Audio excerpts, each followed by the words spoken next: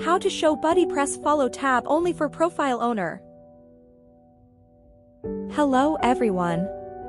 In this video, we are sharing with you how to show BuddyPress follow tab only for profile owner. That's mean, members cannot see flow tab each other. They only can see their own follow tab.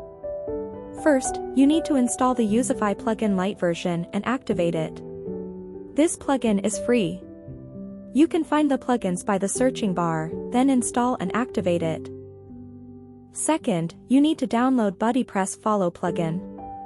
This plugin is free. You can download it from URL we put on the description of this video. After download the plugin, upload and install it into your WordPress site. And then activate it. And then, please go to your FTP or file manager.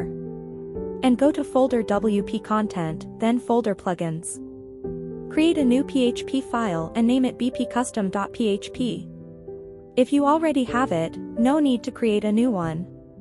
Just open it. Copy a snippet from our GitHub. You can see and click the URL on the description of this video. Paste the copied snippet to the file. And then save the file.